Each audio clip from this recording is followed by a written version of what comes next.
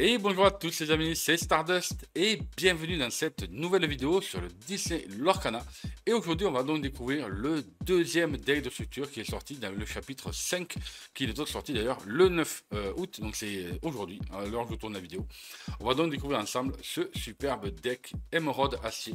Et comme il y a un fameux pack que je voulais absolument, j'ai donc acheté l'exemplaire en x2. Parce qu'il y a deux pattes dans chaque deck, et comme ça me fait déjà les 4 exemplaires que je souhaite jouer dans mon deck Jafar. Voilà, tout simplement. Donc les amis, on va pas perdre de temps, on va tout de suite passer au changement de caméra et on va regarder un petit peu ce qu'il y a dans ce fameux deck et un petit peu aussi ce que l'on va retrouver dans le booster. Pardon. Allez, c'est parti les amis. Donc voici comment il se prénomme en fait. Donc Disney Lorcana Trading Card Game, donc c'est Sentience, donc le deuxième deck. Il s'agit bien du deck Émeraude Acier. Je ne vais pas vous dire ce qu'il y a au dos, mais cette fois-ci on va donc retrouver Jafar, Scar pardon, et Kronk en foil. Et comme d'habitude, on va retrouver du coup un deck de démarrage de 60 cartes avec deux cartes brillantes. Ça sera donc le Scar et le Kronk. On a 11 jetons de dommage, un tapis de jeu en papier, un marqueur de l'or en papier ainsi que les règles de jeu. Donc c'est parti les amis, on découvre tout ça ensemble.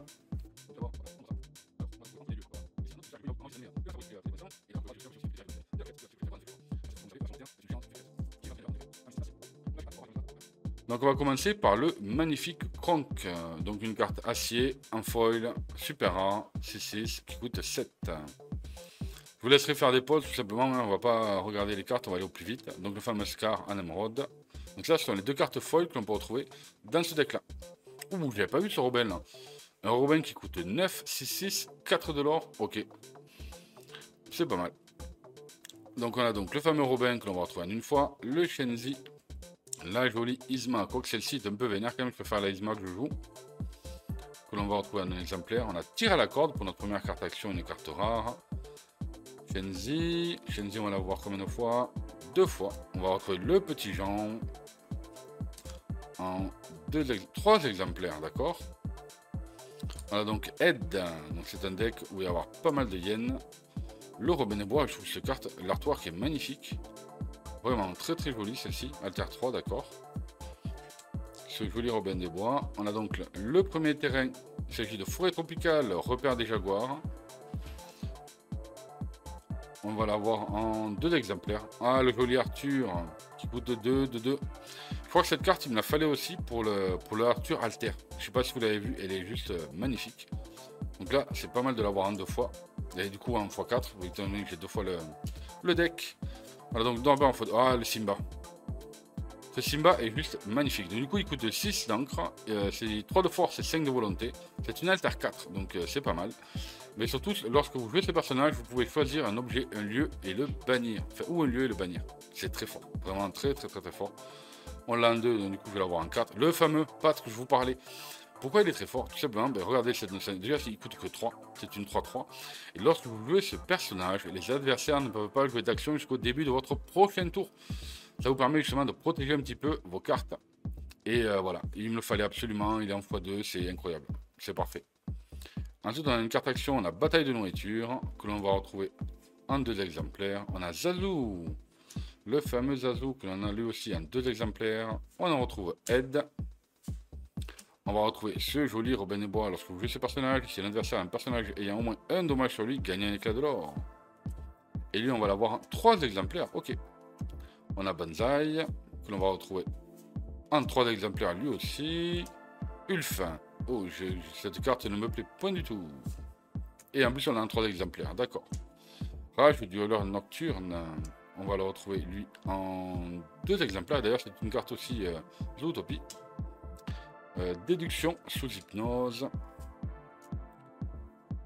On a le Simba qui coûte 3 face à face à mon passé. Durant votre tour, chaque fois que ce personnage en bannit un autre via un défi, vous pouvez piocher une carte. Ça peut être assez intéressant. Et en plus, on a un 3 exemplaires, d'accord. On a un Rudy, que l'on va retrouver lui en 2 exemplaires. Garde royale, d'accord. Ouf, un 7, ok. En 3 exemplaires lui aussi. Le petit Kronk. En 3 exemplaires. Et enfin, je pense qu'on va terminer par Hey Hey. Donc lui, dédicace à une amie, Hey Hey. Parce qu'elle se reconnaîtra. Et ensuite, on a donc Action, Chanson, Où est la vraie vie?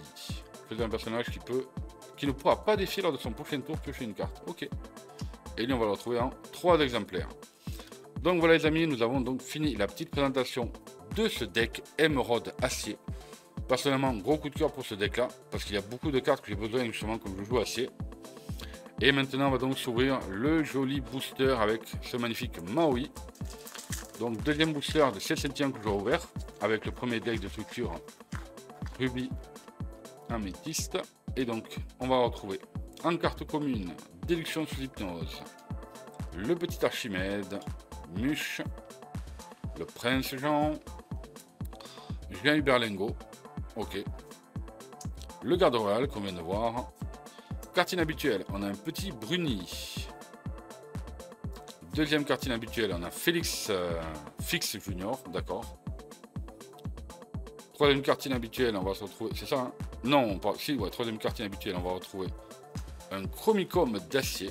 Je suis un personnage qui me fait un dommage. Alors, est-ce qu'on va avoir une rare, super rare ou légendaire dès la prochaine carte? Et ça sera une rare. Voilà donc Louisa Madrigal. Ok.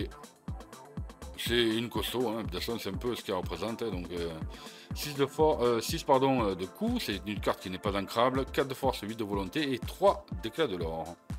Et ensuite on va retrouver une autre rare. Et ça sera tir à la corde, donc une carte que l'on a déjà vue aussi. Et enfin en foil, ça sera une rare foil, pas mal. Et c'est le shérif de Nottingham. Attention celui-là aussi. Il est assez puissant, il en impose. Ben, c'est pas mal du coup, une petite rare qui coûte 9. Une 5-9. 4 de l'or. C'est pas mal. Donc voilà les amis, nous avons donc fini cette petite ouverture. Donc j'espère que ça vous a plu. Comme d'habitude, si c'est le cas, n'oubliez pas de mettre un big pouce bleu, de vous abonner si ce n'est pas déjà fait, en activant les notifications. C'est très important afin que vous soyez avertis dès que je vous sors une vidéo. Et puis nous, on se retrouve d'ailleurs dans la prochaine vidéo sur l'Orcana avec le fameux Trove du chapitre 5. Merci à tous et passez une bonne journée.